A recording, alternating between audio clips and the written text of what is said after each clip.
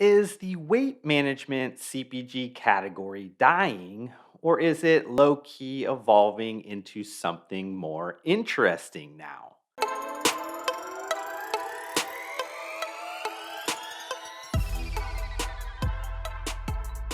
Let's get this out of the way right off the bat. Americans are still extremely interested in weight management.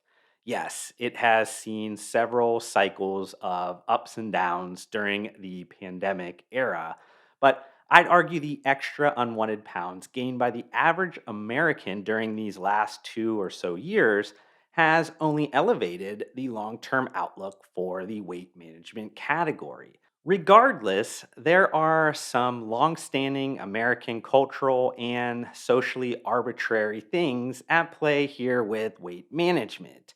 If you've ever looked through general population surveys about dietary outcomes, they always have weight management near the top of the list in terms of like popularity interest. And why is that? There are some obvious health related motivating factors in terms of managing diabetes or heart disease and a host of other ailments, but there's something deeper at play to why weight management has been on the top of many American minds for decades. Being thin is now a social ideal and used as a social distinction from the increasingly obese masses. Physical appearance is a huge motivating factor for weight management in America.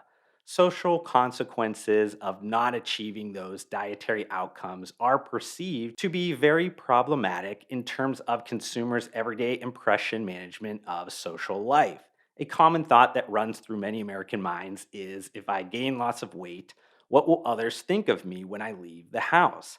Things like diet culture, popular fad diets, and social media put pressure on people to look a certain way. Another core reason why weight management is such a mass appeal consumer outcome is that modern American life constantly messes with our ability to achieve even a fraction of the standard that we set. The harder these like health, fitness, and body image goals get for us to achieve, the more it drives growth of weight management products. So it should be no surprise to learn that the USA is by far the world's largest weight management market, accounting for approximately one third of the total global sales. And according to Innova Market Insights, between 2017 and 2021, the United States, even though it is the most mature market, was still responsible for 20% of the global food and beverage launches in the weight management space and 41% of the launches in nutritional supplements. But before I get into what's going on with the shifting product landscape in the weight management category, I wanted to give a quick shout out to the sponsor of this content, NuLiv Science. Over the last 25 years, NuLiv Science has grown into a leading full range ingredient supplier, early stage developer of nutraceuticals, and a trusted turnkey service provider to the nutritional supplement and functional food and beverage industries. By utilizing NuLiv Science's world class weight management ingredient InnoSlim, brands can develop products that address the root causes and challenges behind unwanted weight gain. Backed by now two human clinical trials, 250 milligrams of InnoSlim may support healthy weight loss by reducing excess glucose calorie absorption, appetite suppression, and increased fat burning. And if you're interested in obtaining more information around why brands are formulating with NuLive Science ingredients to take their products to the next level, head over to newlivescience.com or reach out to me directly and I'll connect you with the relevant team member. So, when you think about the weight management category, what products come to mind? In the supplement category, it's probably like fat burners or thermogenics or maybe even like appetite suppressants like hydroxycut. And then in the food and beverage category, it's probably an assortment of like nutritional snacking items from Atkins Nutritionals or Weight Watchers. Humans have very few dietary needs that require deep thought to fulfill. That's why product packaging within the weight management category has historically made explicit promises of weight loss. But here's the problem that has begun to happen over time. Consumers want outcomes. They may vary in their degree, but products are simply a means to the end. Weight management category consumers are notorious for trying products that promise results regardless of diet or physical exertion. I've already mentioned how the American life constantly messes with our ability to achieve weight loss goals. And the stark reality is that over the last 4 decades, the prevalence of obesity has tripled. And along with that rise, dieting and attempts to lose weight have also soared.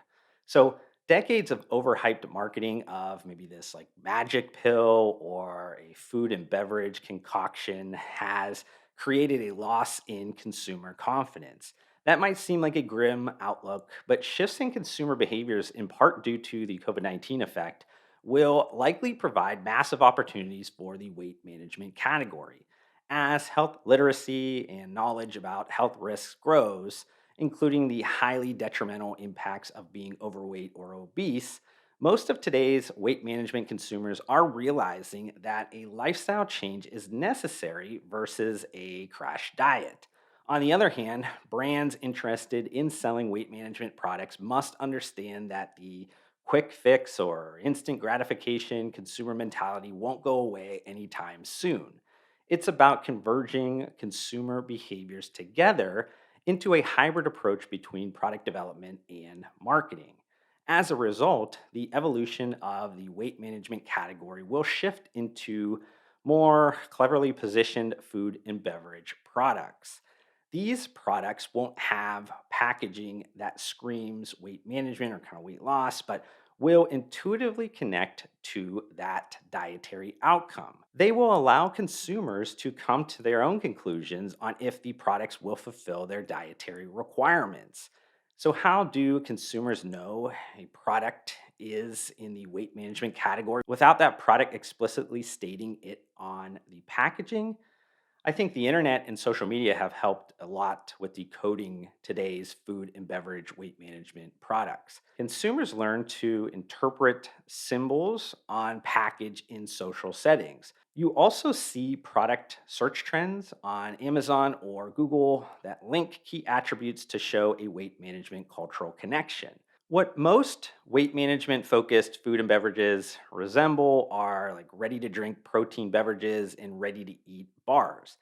Those continue to be growing product categories, but they are also extremely competitive product categories. So it's time for CPG brands focused on weight management to select mass market, culturally accepted, gluttonous categories, but view them through a lens of restraint. Bonus points if you can also select an unfamiliar one that also helps with maximum memorability. Toss in the convenience value proposition so that these offerings can easily fit into everyday routines of consumers, and you have an even higher probability of winning in the market. Penetrating consumers' everyday lives will be a key to the future of weight management.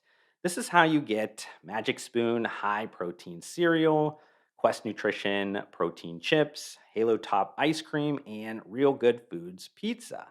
It's mainstream all American categories that's connected symbolically to the highly monetizable dietary outcome of weight management. They aren't explicitly promising weight loss. They are highlighting the ability to kind of like manage your weight while boosting your pleasure. They are aligning themselves with personalized food rules as shoppers navigate dietary approaches to grocery shopping. To change things up a bit, I want to circle back to the weight management supplement side for some quick final thoughts. There will always be consumers willing to try weight loss supplements that promise results regardless of any changes to a diet or any increased physical exertion. But as they become more knowledgeable, health and fitness conscious, and realistic about the expectations, the future of weight management lies in complementing overall lifestyle changes. Supplement brands that acknowledge that there are multiple causes of weight gain or difficulty managing weight may have a better shot at market share. The innovations that are coming from like this science perspective help support this approach to healthy lifestyles with ingredients being researched for blood sugar and appetite control. Additionally, there's an emerging category of supplements known as psychobiotics that's leveraging the gut brain axis to help consumers better manage their mental state to kind of better manage their diets. I talked a bit about this trending area during a recent recorded discussion with gut health expert, registered dietitian, and the CEO founder of Uplift Food, Kara Landau. If you haven't checked out that fascinating conversation yet, I'll make it easy for you guys by popping it up right here. I'll also leave the link in this content's description.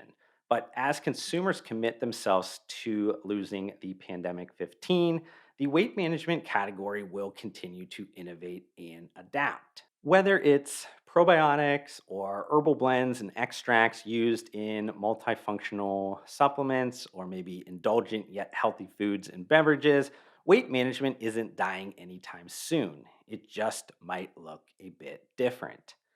If you enjoyed this YouTube video, hit the like button to support me. Also, help me get to my short term goal of 2,000 subscribers by hitting the subscribe button.